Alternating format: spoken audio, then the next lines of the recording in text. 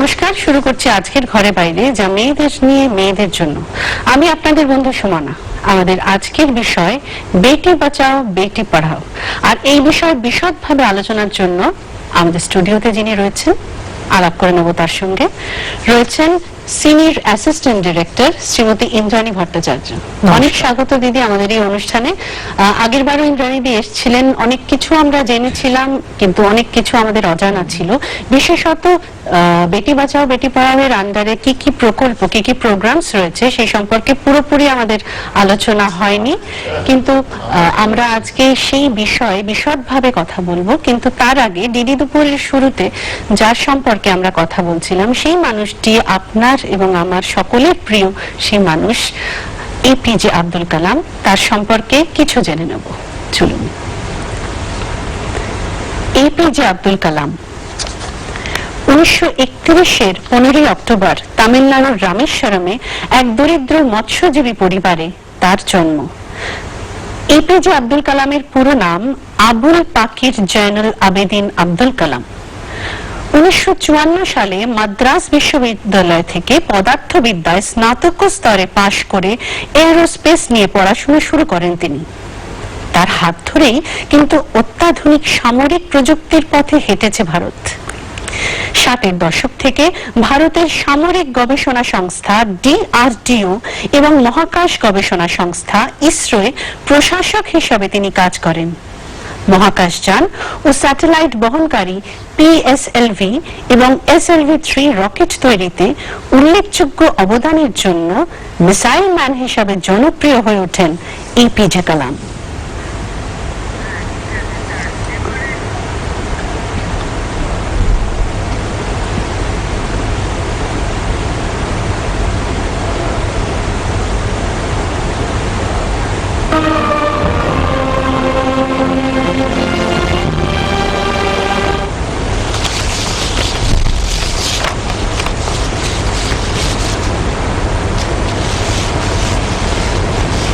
তার মৃত্যুতে আমরা গভীর শোকাহত, আমরা সকলে তার আত্মার শান্তি প্রার্থনা করি।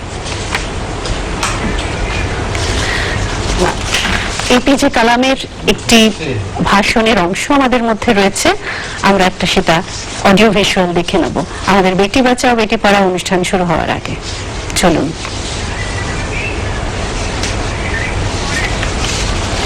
তবে তার আগে আমাদের যে মূল অনুষ্ঠান, আমার মনে হয় আমরা তাতে যাই।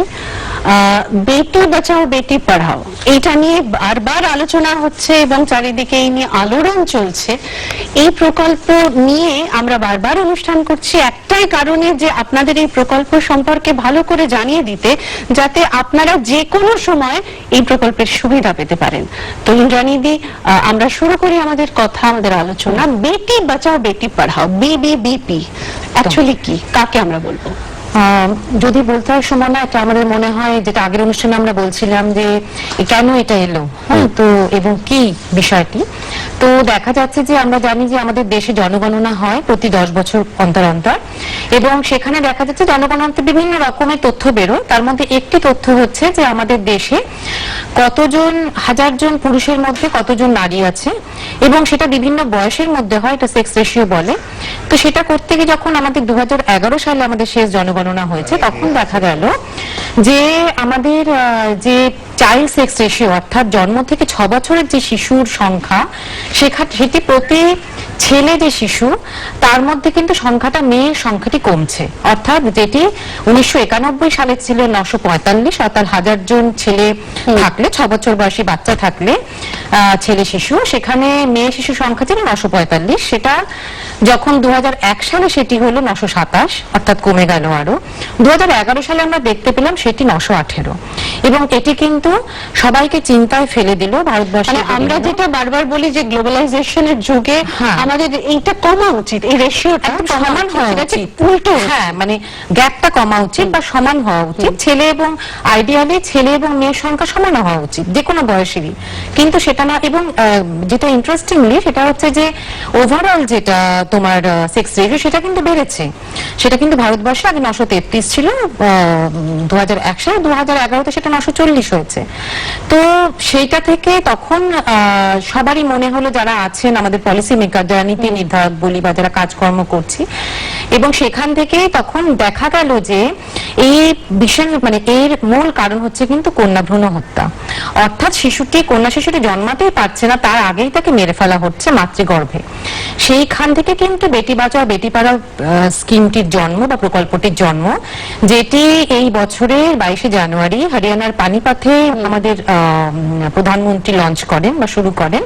এবং তার মূল বিষয়টি হচ্ছে যে কন্যা ভ্রূণ হত্যাকে রোধ করা এবং তার সঙ্গে সমাজে মেয়েদের যে সম্মান, প্রাপ্য সম্মান, সেটা ফিরিয়ে আনা। কারণ সেই সম্মান যদি থাকতো তাহলে কিন্তু এই ঘটনাই ঘটতো না।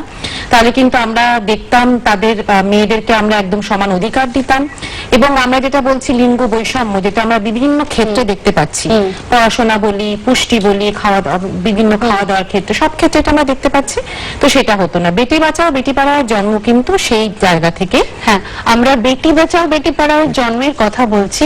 তো বেটি বাঁচাও বেটি পড়াও বলতে যার কথা খুব মনে পড়ছে এই মুহূর্তে ইন্দ্রাণীদি, তিনি হলেন, আমি সকলে, আপনারা হয়তো সকলেই জানেন, তিনি হলেন শ্রীরূপা মিত্র চৌধুরী। হ্যাঁ, মালদায় 3000টা গ্রাম নিয়ে তিনি নির্ভয়া গ্রাম তৈরি করেছেন এবং সেখানে কিন্তু বেটি বাঁচাও বেটি পড়াও নিয়ে একটা ব্যাপক আন্দোলন চলছে। আমরা যেটা মনে করি যে বেটি বাঁচাও বেটি পড়াও প্রত্যেকটা প্রান্তে ছড়িয়ে পড়ুক, তার কিন্তু একটা উদাহরণ বোধহয় মালদার নির্ভয়া শুরু হয়েছে। আর শ্রীরূপা দি সেখানে নির্ভয়া দিদি নামে পরিচিত। আর খুব আনন্দের সঙ্গে জানাচ্ছে যে আমাদের ঘরে বাইরে টোটাল ইউনিট পৌঁছে গেছিল মালদায়। তো সেই ভিডিওটা, সেই ক্লিপিংসটা আপনাদের জন্য, চলুন একবার দেখে নিই। আজ থেকে প্রায় 250 বছর আগে বিদ্যাসাগর, রামমোহন রায়, মদনমোহন তর্কালঙ্কার ভেবেছিলেন যে সমাজে মেয়েদের শিক্ষা না হলে সে সমাজ কখনো এগোতে পারে না। জন ড্রিঙ্কওয়াটার বেথুনের সহায়তায় কলকাতায় প্রথম চালু হয়েছিল প্রথম মেয়েদের স্কুল, ক্যালকাটা ফিমেল স্কুল। আজ স্বাধীনতার এত বছর পরেও সত্যিই কি আমরা মেয়েদের শিক্ষিত করতে পেরেছি? সমাজের পিছিয়ে পড়া মেয়েদের শিক্ষিত করবার জন্য এবং তাদের সমাজের, তাদের গণতান্ত্রিক অধিকারকে জেনে বুঝে সুস্থভাবে, সামাজিকভাবে তাদের প্রতিষ্ঠিত করবার জন্য কেন্দ্রীয় সরকার গত 20শে জানুয়ারি হরিয়ানাতে একটি প্রকল্প চালু করেছেন, যার নাম বেটি বাঁচাও বেটি পড়াও প্রকল্প। আমরা এখন উপস্থিত হয়েছি মালদহ জেলার নালাগোলার শিবডাঙ্গি তিলভান্ডেশ্বর শিব মন্দিরে। এখানে আজকে বেটি বাঁচাও বেটি পড়াও প্রকল্পের যে অনুষ্ঠান হলো, সেখানে আমরা পেয়ে গেছি বামনগোলা ব্লকের জয়েন্ট বিডিও অমলেশ বিশ্বাসকে। আমার প্রাপ্তবয়স্ক মেয়েদের বিবাহটা দেখা যায়, সেখানে আমাদের যেতে হয় বিবাহ বন্ধ করতে। তো এই ধরনের সচেতনতা প্রোগ্রাম যদি প্রতি ব্লকে করা যায় তাহলে সেই দিক থেকে অনেকটা সমাজের পক্ষে কার্যকরী হবে। আপনার ব্লকের তরফ থেকে এই ধরনের উদ্যোগ আর কোথায় কোথায় নেওয়া হয়েছে? বামনগোলা জিপিতে নেওয়া হয়েছিল কিছুদিন আগে, আর এখানে হলো, এবং আগামী দিনেও নেওয়া হবে। আগামী দিনে এই নিয়ে আপনাদের সরকারি তরফের কোনো বিশেষ প্রকল্প বা অভিযানের কথা কি বলতে পারেন? আমাদের আগামী দিনে আরো পরিকল্পনা আছে। এই ধরনের এনজিও বা এই ধরনের সুযোগ পেলে আমরা ওখানে প্রতি গ্রাম পঞ্চায়েতে এরকম প্রোগ্রাম করব।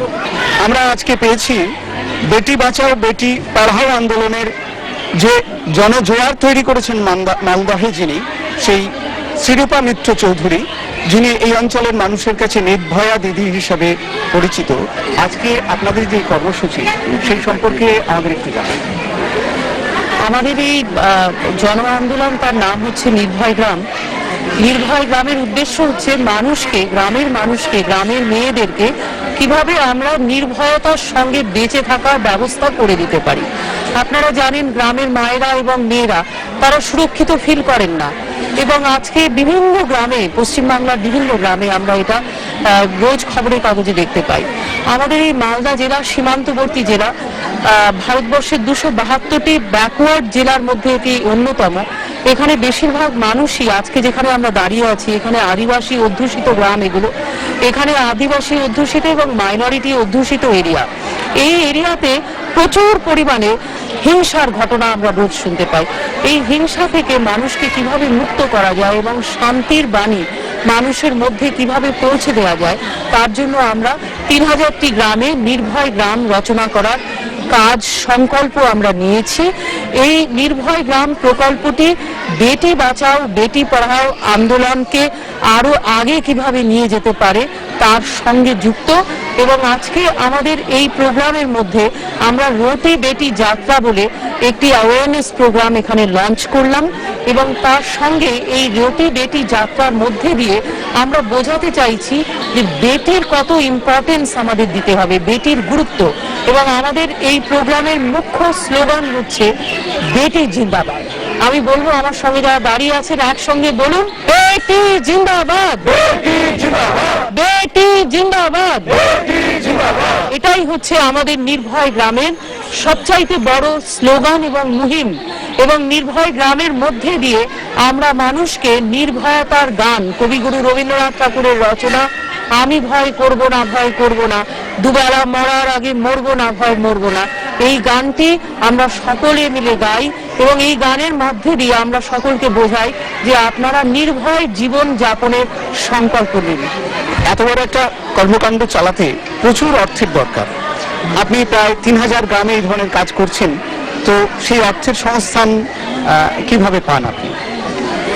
সত্যি কথা বলতে এই নির্ভয় গ্রাম হচ্ছে একটি স্বেচ্ছাসেবী আন্দোলন। মহাত্মা গান্ধী যখন আমাদের স্বদেশী বা সর্বোদয় আন্দোলন করেছিলেন, মহাত্মা গান্ধীর কাছে কি কোনো গভর্নমেন্টের স্কিম ছিল?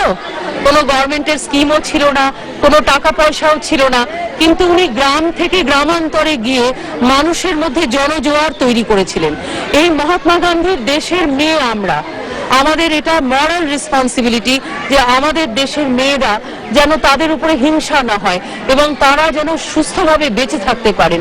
এই আন্দোলনের জন্য যারা এখানে উপস্থিত আছেন তারা সকলেই স্বেচ্ছাসেবক এবং স্বেচ্ছাসেবক আন্দোলন এটা একটা সর্বোদয় আন্দোলন, এটা একটা সত্যাগ্রহ যেটা স্বাধীনতার পরে মহিলাদের স্বাধীন করার জন্য এই আন্দোলন আমরা তৈরি করেছি এবং এর সঙ্গে পয়সার কোনো সম্পর্ক নেই।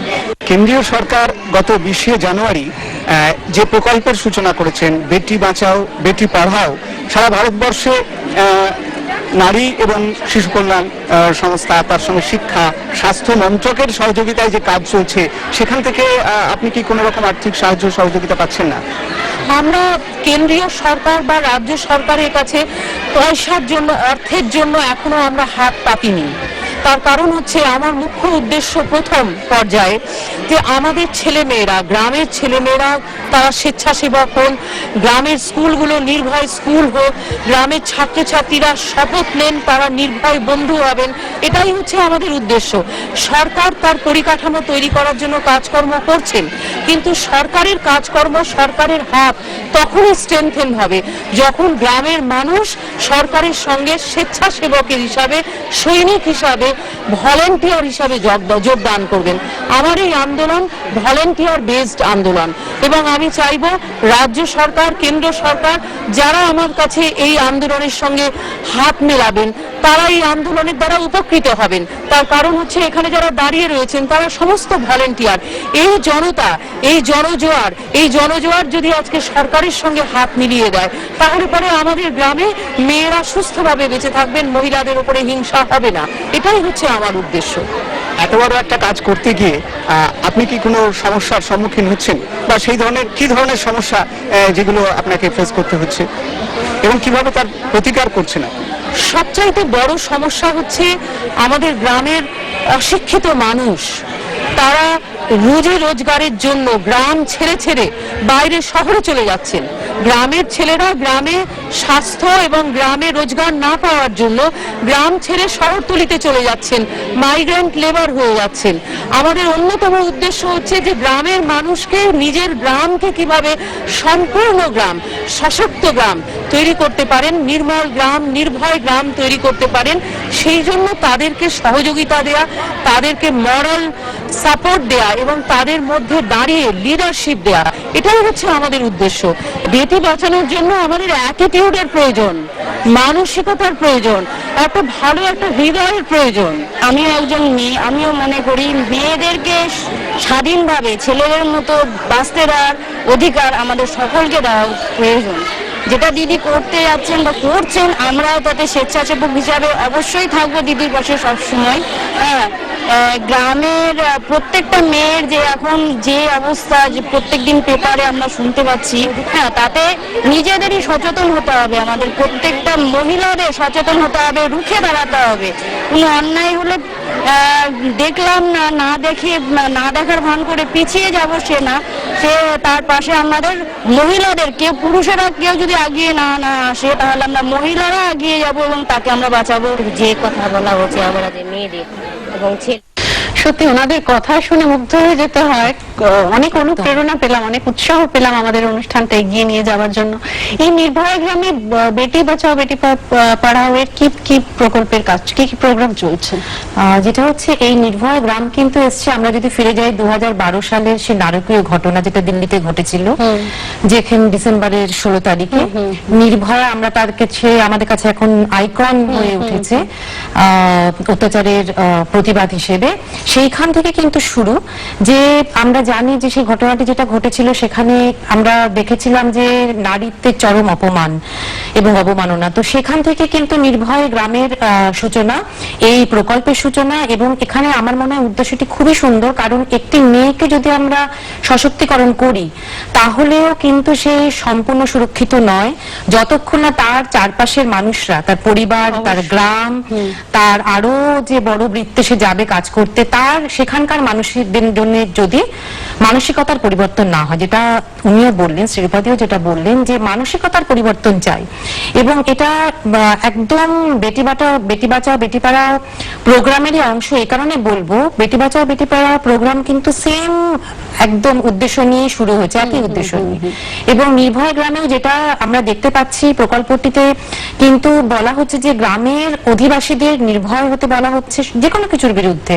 ভয় কখন মানুষের আসে? যখন আমার কাছে টাকা পয়সা থাকবে না, আমি যখন ইনসিকিউর ফিল করবো, যখন আমার শিক্ষা থাকবে না, আমি শারীরিকভাবে অক্ষম, সেইখান থেকে উনি বেরিয়ে আসার কথা বলছেন যে আমি আমার গ্রামটাকে এমন সুন্দর করে গড়ে তুলবো যে আমাকে বাইরের কাজে যেতে হবে না, যে আমি সেখানেই আমার রুজি রোজগারের পথ খুঁজে পাবো এবং আমার গ্রামের মধ্যে আমি থাকতে পারবো এবং আমার ফ্যামিলির সাথে আমি থাকতে পারবো, আমার গ্রামের মেয়েকে আমি সুরক্ষিত করতে পারবো। যেটা উনি বলছেন, মালদার যে গ্রামের কথা বলা হচ্ছে সেটা পুরো বর্ডার এরিয়াতে এবং প্রচুর সমস্যা, সেখানে নানা ধরনের সমস্যার সম্মুখীন মেয়েরা হচ্ছে, ছেলেদেরও কাজের জন্য বাইরে যেতে হচ্ছে।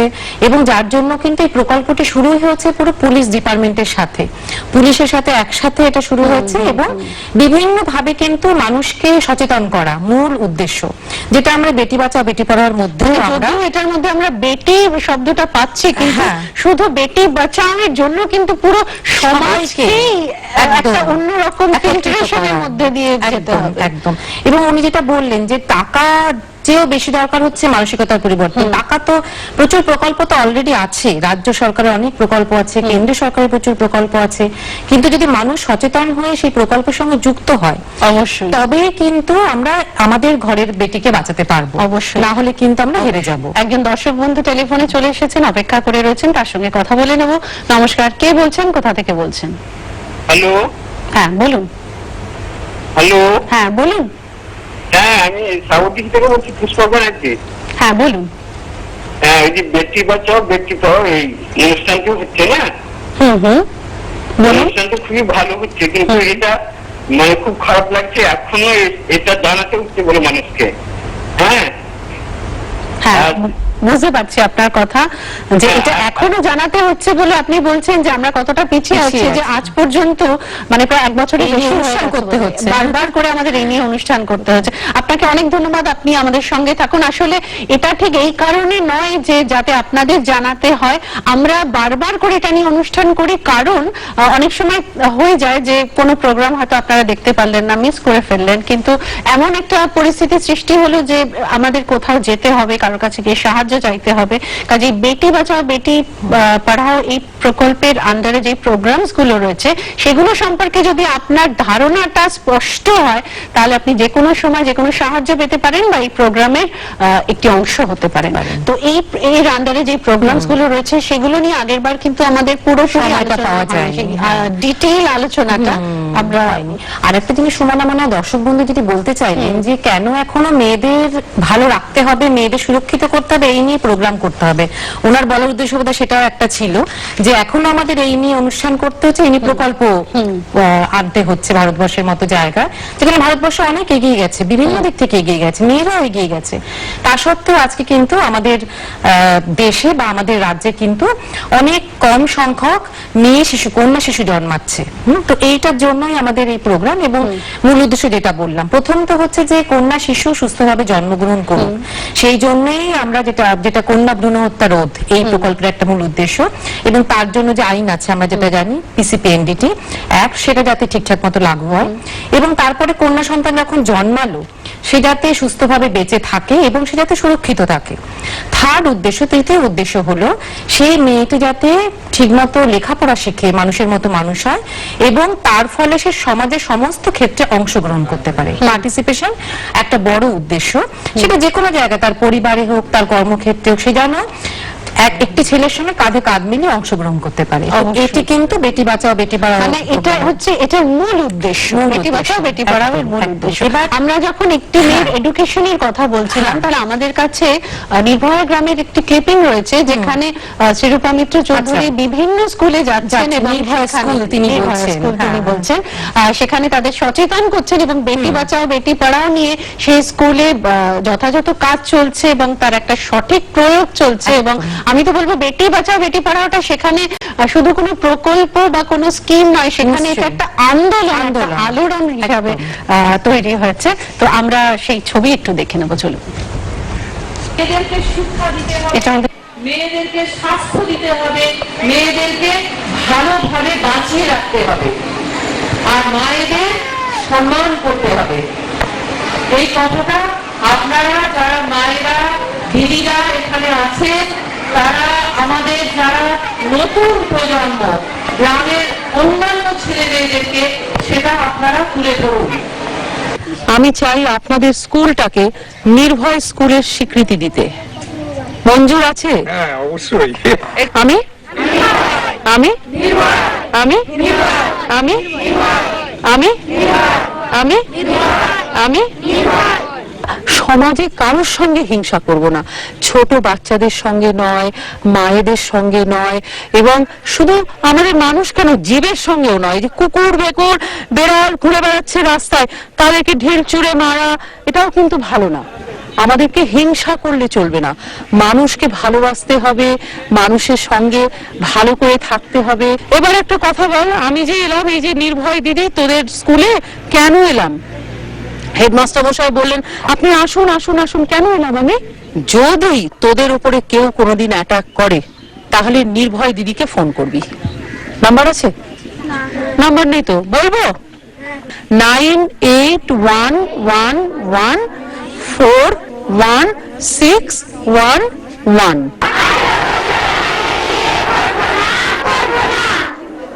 আমরা সবাই বাল্য বিবাহ বন্ধ করব।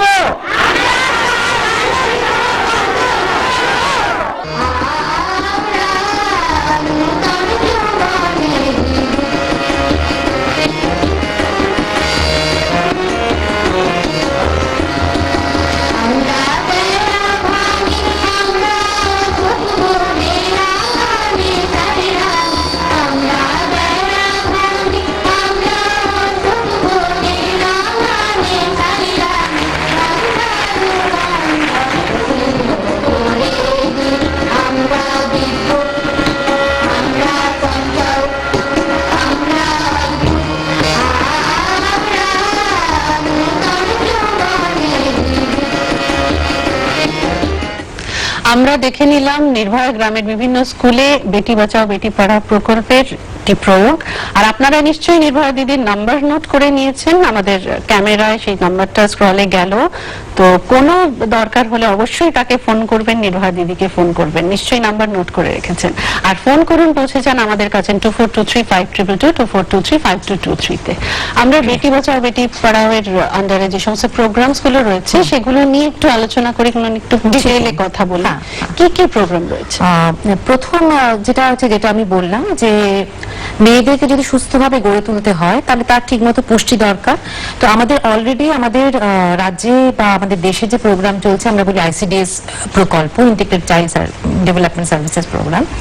তো আইসিডিএস প্রকল্পের আন্ডারে কিন্তু সমস্ত বাচ্চাদের 6 বছর অবধি বাচ্চাদের কিন্তু পাওয়ার কথা খাওয়ার, এবং 6 মাস অবধি তো সে বুকের দুধ মাতৃ দুগ্ধ পান করবে, তারপরে সে যখন যাবে অঙ্গনওয়াড়ি সেন্টার আছে সেখানে। এছাড়া যেটা হচ্ছে মিড ডে মিল আমাদের বিভিন্ন স্কুলগুলোতে চালু হয়েছে, মিড ডে মিল সে খাচ্ছে সাপ্লিমেন্টারি ফুড হিসেবে। আর এছাড়া হচ্ছে আমাদের সাবলা একটি প্রকল্প আছে, সাবলা হচ্ছে মেয়েদের জন্য। তো প্রথমটা হচ্ছে আইসিডিএস এবং তারপরে হচ্ছে মিড ডে মিল, যেটা আমাদের এডুকেশন ডিপার্টমেন্টের। তার মানে আইসিডিএস, মিড ডে মিল, এই দুটো সম্পর্কে শুনলাম। তারপরে এখন সবলা। হ্যাঁ, সাবলা বা যেটা হচ্ছে যে সেটাও কিন্তু পুরো মেয়েদের একটি প্রকল্প। আমরা সবলা সম্পর্কে বা সাবলা সম্পর্কে আরো শুনবো। তার আগে একজন দর্শক বন্ধু ফোন করেছেন। নমস্কার, কে বলছেন, কোথা থেকে বলছেন? নমস্কার, হ্যাঁ আমি চন্দননগর থেকে বলছি। হ্যাঁ বলুন। আমি ঘরে বাইরের জনৈক শ্রোতা। আমার এই প্রোগ্রাম আমরা খুব ভালো লাগে, আমরা প্রতিদিনই তাই দেখি।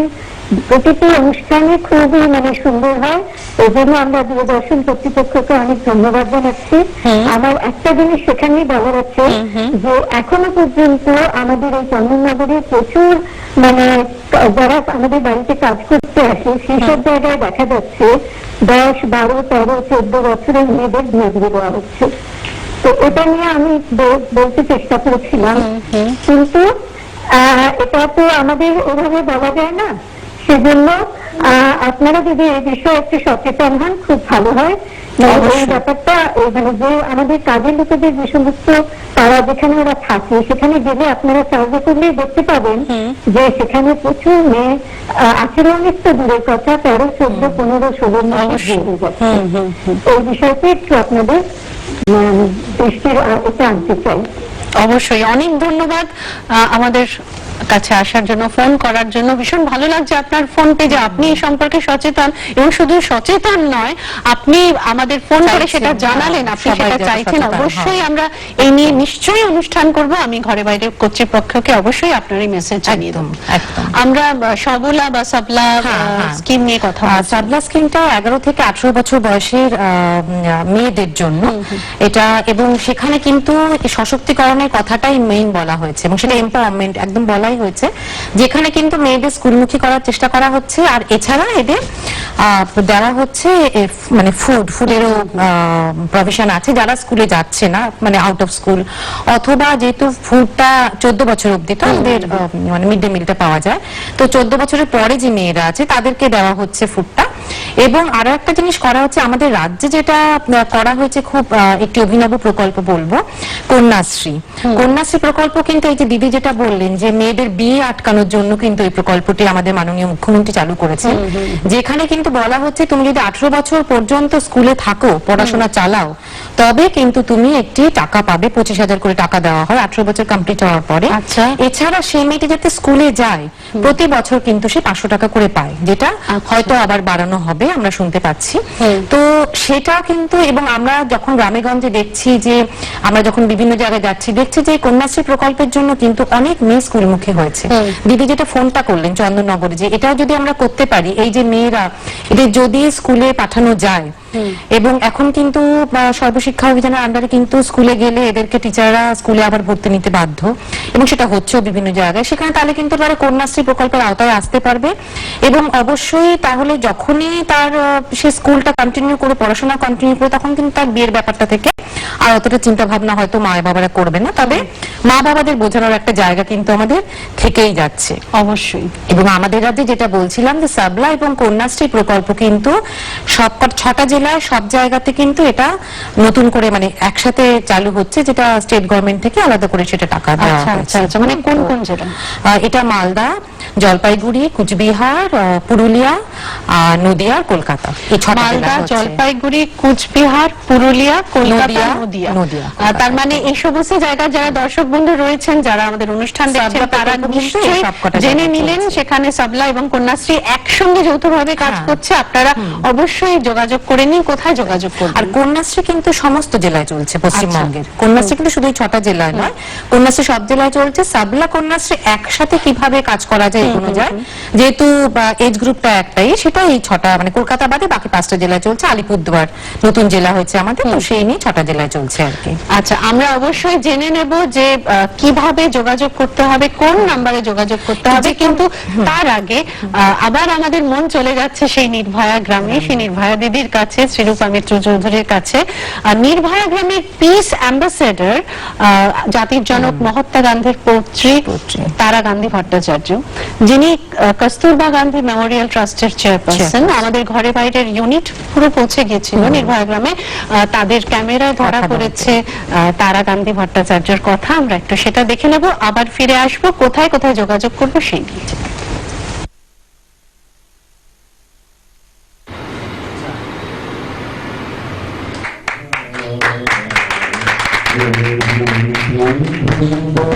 আমাদের সঙ্গে আজ অত্যন্ত আনন্দের কথা, শুধু দিল্লি থেকে সারা দিদি উনি এসছেন।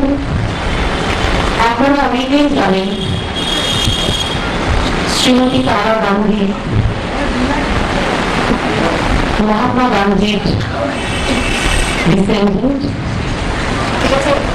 এবং উনি আমাদের নির্ভয় গ্রামের পিস অ্যাম্বাসেডর, নির্ভয় গ্রামের শান্তির দূত উনি। 2013 সালে নির্ভয় গ্রামের আমরা পিস অ্যাম্বাসেডর কনসেপ্ট শুরু করি। আজ পর্যন্ত আমাদের 7 জন বিশিষ্ট ব্যক্তি তারা নির্ভয় গ্রামের শান্তিদূত হয়েছে। তারা দিদি তার মধ্যে একজন। আমরা চুপি করো একটা মহিলাদের জন্য হেল্পলাইন। চুপি করোটা হচ্ছে একটা হেল্পলাইনের নাম, যেমন নাম্বার থাকবে, সেই নাম্বারে ফোন করলে আমরা তাদের যে সমস্ত গ্রিভান্স রয়েছে সেগুলো ডকুমেন্ট করবো, রেকর্ড করবো, করে সেগুলো বিভিন্ন গভর্নমেন্ট এজেন্সি বা নন গভর্নমেন্ট এজেন্সি যেখানে পাঠানো দরকার সেখানে আমরা তাদের হয়ে, তাদের ভয়েস হয়ে আমরা তাদেরকে সাহায্য করব। তাতে প্রশাসনেরও সুবিধা হবে, আর আমাদেরও সমাজ কল্যাণ যে সমস্ত সংস্থান আমাদের সঙ্গে জুড়ে আছে তাদেরও অনেক সুবিধা হবে। যখন খুব ছোট ছিলাম তখন আমি এই জেলার শামশির পান্ডারাম গ্রামে পড়াশোনা করেছি প্রাইমারি স্কুলে, কিন্তু তারপর প্রায় 35 বছর কেটে গেছে। 35 বছরে এই জেলার কি উন্নয়ন হয়েছে, মানুষের কি অসুবিধা হয়েছে সেটা বুঝতে 2012, 2013, 2014 3 বছর ধরে আমি ঘুরে বেরিয়েছি। তারপর আজকে 2015-তে আমি সাহস করেছি যে আমাদের এখানে নির্ভয় জনসম্পর্ক কেন্দ্র করা উচিত। গ্রামের মানুষকে সাধারণভাবে বোঝানোর জন্য এই রতি বেটি যাত্রা, সেটা শুরুয়াত আজকে আমি শিবদানি গ্রাম থেকে শুরু করেছি। শিবদানি গ্রামটা হলো আপনারা জানেন উত্তর দিনাজপুরে সঙ্গে লাগা মালদার একটি প্রত্যন্ত গ্রাম। সেখানে মহাভারতের সময় থেকে, পাল যুগ থেকে একটা বিখ্যাত মন্দির রয়েছে।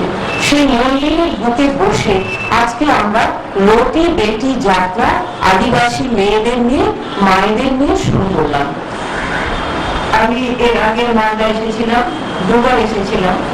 যখন খাদি কমিশনে ছিলাম, এখানে খাদি শিল্প আছে খুব, না? ওখানে যেতাম, খুব সুন্দর খাদি ছিপগুলো ওখান থেকে নিয়ে এসেছিলাম। এখন আমাকে নির্ভয়াদি অনেক দিন থেকে বলছেন যোগাযোগ করে উঠেনি, কোনো একটা ভালো জায়গা যাওয়ার জন্য, মন্দিরে যাওয়ার জন্য, তীর্থস্থলে যাওয়ার জন্য ঠিক সময় আসতে হবে। রমজানের সময় এসেছে, এটা খুবই পবিত্র জায়গা। একটা ফুটের মধ্যে শক্তি আছে, একটা সামরিক শক্তি আছে। আর যেমন তিনি বললেন সবকিছুই বোঝালেন, আমি কস্তুরবা ট্রাস্টের বলছি, Kasturba Gandhi national memorial trust, ওটাতেও এই নির্ভর আবার করে আমাদেরও ভাবতে হবে। সেজন্য আপনাদের সঙ্গে আমি সহযোগিতা করতে চাই যে আমরা কিরকম ভাবে আমাদের সেই উদ্দেশ্যটা নিয়ে গান্ধী আরম্ভ করেছিলেন নির্ভর হওয়াটা। সত্যাগ্রহের একটা জায়গা জিনিস আছে, একটা ডাইমেনশন আছে, সেটা হচ্ছে নির্ভর। নির্ভয় কি অর্থ? ভয়, ভয় নেই যেখানে, ভয় মুক্ত। শুধু ভয় মুক্ত কথাটা বুঝতে হবে যে আমার মধ্যে ভয় নেই সেটা বলে হবে না, আমাকে দেখে যেন কেউ ভয় না পায়। এখন কি হয়ে গেছে, আতঙ্কি যারা হয়েছে বড় বড় ছোট বড় যারা এই হোক আতঙ্কি, যেমন নির্ভয় দিদি গতকাল বললেন তার কোনো জাত নেই, ধর্ম নেই, জায়গা নেই, পরিবার নেই, আতঙ্কি তো আতঙ্কি বলতে হবে। সে আতঙ্কিকে আপনারা ওরা ভয় করতে বলতে হবে, কিন্তু ওদেরকে দেখে আমাদের ভয় লাগে। আপনার ভাইয়ের আছে, মেয়েদের সঙ্গে এটাও আমি অ্যাড করবো, ভাইদেরও নির্ভয় ভাই বলতে হবে। আপনাদেরকে দেখে নির্ভয়া দিদি, নির্ভয়া বোনেদের যেন ভয় না হয়। এই গ্রামটাকে, এই গ্রামগুলোতে অনেক প্রবলেম আছে, অনেক সমস্যা আছে। যেমন এখন রুটি বেটি রুটি বেটিয়া যাত্রা, রুটি বেটি যাত্রা, আর চুপি করো, এইগুলো খুবই দরকার আছে। কেন একটা স্লোগান না হলে মানুষ ঘরে না ঠিক। কিন্তু এর মধ্যে একটা যেটা বিষয় আছে সেটা অনেক একেবারে অনন্ত। সব জায়গা আপনি দেখবেন পর্যাবরণকে আমরা, পরিবেশকে কিভাবে রাখি, আমরা আমাদের বাচ্চাদের কিভাবে মানুষ করি, কিভাবে আমাদের কথা হয়, আমরা কথায় কথায় আমরা কিভাবে বলি যে আমাদের সামনে যে বাচ্চা আছে কি ক্ষমতা করে তার মধ্যে খারাপ কথাটা কি করে বলি। এখন মালদাতে অনেক শুনেছি এই অঞ্চলে হচ্ছে, সব জগতেই হচ্ছে, ইন্ডিয়াতে সব জায়গা দেশে হচ্ছে, কিন্তু সে বলে যে মালদাকে আমরা ছেড়ে দেবো তা না, আমরা আরম্ভ করবো মালদা দিয়ে। আমাকে যেহেতু উনি নির্ভয়া দিদি আগে থেকে বলেছিলেন যে আমরা মালদায় 100 গ্রাম নিয়ে নির্ভয়া গ্রাম করছি, আর নির্ভয়ার যে কনসেপ্ট আছে সেটা আমরা ছড়াচ্ছি। এখন রুটি বেটি যাত্রাতে চুপি তোড়া করে এটা আমাদের সকলের সহযোগিতা চাই।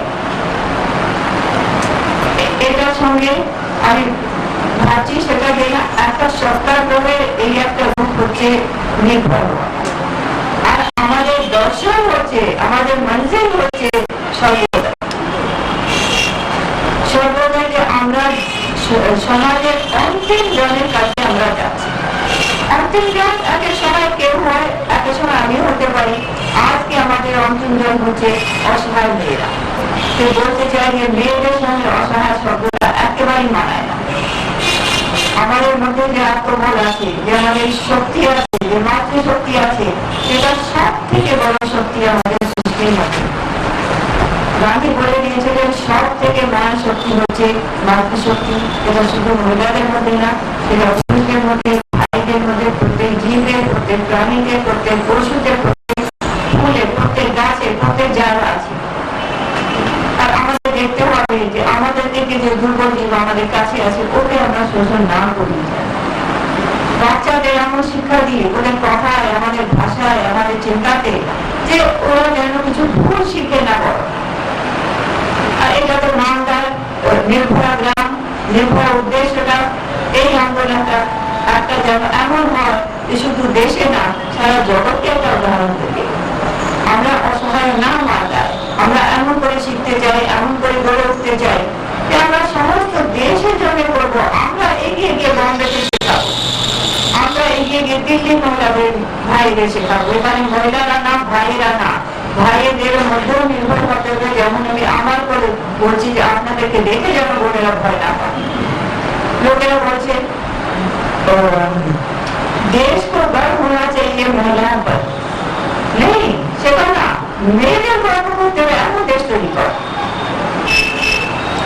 আমরা যেন বলতে পারি এই দেশ আমাদের এরকম, মহিলারা কত বাড়ি করে, কি রকম দেশে আমরা পড়ে গেছি। এর থেকে তো ক্যানাডায় জন্ম হলেই হতো। আমরা আজকে বেটি বাঁচাও বেটি পড়াও এই প্রকল্প নিয়ে কথা বলছি এবং তার ফাঁকে দেখেও নিলাম যে মালদার নির্ভয়া গ্রামে কিভাবে এই প্রকল্পের বাস্তবায়ন হচ্ছে। আসলে দিদি আমার মনে হয় যে শুধু বললে হবে না, শুধু শুনলে হবে না, ঠিক কাজটা করতে হবে। এবং আমরা যদি প্রত্যেকে একে একে এগিয়ে আসি এর জন্য, প্রত্যেকে যদি সচেতন হই, তাহলে বোধহয় খুব বেশি দেরি নেই যেদিন আমাদের বেটিরা বিশ্ব জয় করবে। তো আমরা যেটা বলছিলাম যে যোগাযোগ করব কোথায়, সেটা একটু টুক করে আমরা বলে নিই, তারপরে প্রকল্পের বাকি জিনিসগুলো সার্ভিস সম্পর্কে আমরা একটু জেনে নেব। না, যোগাযোগ মানে বেটি বাঁচাও বেটি পড়াও যেটা বলছিলাম, এটা কিন্তু একটি কোনো একক প্রকল্প নয়। হ্যাঁ, এটা যেটা বলছো মানে অনেকটা আন্দোলনের মতো সবাইকে এগিয়ে আসা। তো মূল 3টে দপ্তর আছে কিন্তু এই প্রকল্পের রূপায়ণের জন্য। যদিও নারী ও শিশু কল্যাণ মন্ত্রক যেটি আছে তারা রূপায়ণ করবে, কিন্তু তার সঙ্গে স্বাস্থ্য পরিবার কল্যাণ দপ্তর এবং শিক্ষা দপ্তর। কারণ যেটা বেটিকে বাঁচাতে গেলে এবং বেটিকে শিক্ষা দিতে গেলে সমস্ত দপ্তরেরই কিন্তু সার্ভিস গুলো এক জায়গায় আসতে হবে। তো যেটা সাবলার ক্ষেত্রে বলছিলাম, সেটার জন্য কিন্তু অঙ্গনওয়াড়ি সেন্টারে গিয়ে যোগাযোগ করতে হবে 11 থেকে 18 বছরের মেয়েদের। যেগুলো স্বাস্থ্যের পরিষেবা আছে সেগুলো জন্য আমাদের গ্রামে গ্রামে জানি আশা দিদি আছে, আমাদের তাছাড়া স্বাস্থ্য কেন্দ্র আছে, এখানে এএনএম দিদিরা থাকে। আর এই বয়সের মেয়েদের জন্য অন্বেষা ক্লিনিক আছে, প্রত্যেকটা ব্লকে আছে, যেখানে কিন্তু গেলে এই মেয়েরা বা ছেলেরাও পায়, পরিষেবা পাবে। তো এই সমস্ত জিনিসগুলো বিভিন্ন প্রকল্প কিন্তু একসাথে আনা হয়েছে বেটি বাঁচাও বেটি পড়াওয়ার আন্ডারে। যেমন এই বেটি যেগুলো তুমি সার্ভিস বলছো, সার্ভিসের মধ্যে একটা তো পুষ্টি সংক্রান্ত যে সার্ভিস আছে, স্বাস্থ্য সংক্রান্ত যে এদের স্বাস্থ্য দপ্তরের আন্ডারে নতুন একটি প্রকল্প এসেছে, রাষ্ট্রীয় কিশোর স্বাস্থ্য কার্যক্রম। কিশোর বলতে কিশোর স্বাস্থ্য কার্যক্রম আর কে এসছে। কিশোর বলতে কিন্তু এখানে কিশোর এবং কিশোরী, হিন্দিতে কিশোর বলতে সবার জন্য, এটা 10 থেকে 19 বছরের ছেলে মেয়েদের জন্য। সেখানে কিন্তু ফ্রিতে তাদেরকে আয়রন ট্যাবলেট দেওয়া হচ্ছে এবং যাতে তারা এবং তাদেরকে মেডিকেল চেক আপের ব্যবস্থা করা হচ্ছে এই বয়সের ছেলে মেয়েদের। যদি তাদের মধ্যে কোনো রকম কিছু অসুখ থাকে তাহলে কিন্তু রেফার করা হচ্ছে কোনো হসপিটালে, যেখানে বিনা পয়সায় সেই চিকিৎসাটা পাচ্ছে। তো এই ধরনের সমস্ত প্রকল্পের সমাহার কিন্তু বেটি বাঁচাও বেটি পড়াও। আর একটা যেটা হচ্ছে এই প্রকল্পের যে 100টা জেলাতে আর কি, মানে প্রথমে এটা পাইলট হিসেবে চালু হচ্ছে। 100টা জেলা হচ্ছে জেন্ডার ক্রিটিক্যাল বলছে, যেটা অর্থাৎ লিঙ্গ বৈষম্যের দিক থেকে পিছিয়ে আছে। লিঙ্গ বৈষম্য আগেরবার এসে বলেছিলেন তার মধ্যে কলকাতা অন্যতম। তার মধ্যে কলকাতা অন্যতম। তো সেই জেলা সবকটা স্কুলে কিন্তু মেয়েদের জন্য টয়লেটের ব্যবস্থা করা হচ্ছে। এটা কিন্তু মেয়েদের স্কুল ছুট হওয়ার একটা বড় কারণ।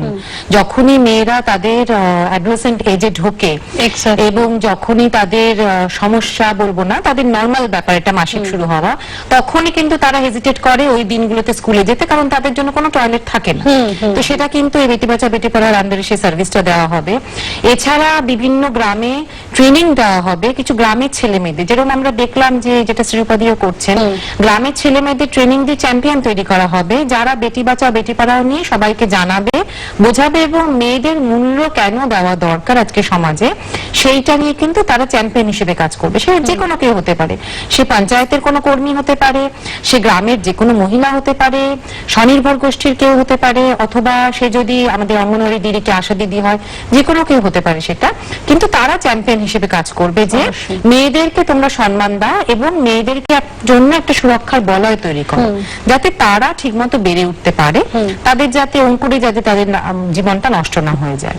তো এই ধরনের বিভিন্ন, আচ্ছা তাছাড়া যে আইনগুলো, যেটা এই চন্দ্রনগরে দিদি বলছিলেন যে বাল্য বিবাহ সংক্রান্ত আইন আছে, কিন্তু বাল্যবিবাহ রোধ করতে আমরা পাচ্ছি, কিন্তু তবুও সেই আইনটা যাতে বলবৎ হয় কোনো ঘটনা ঘটলে।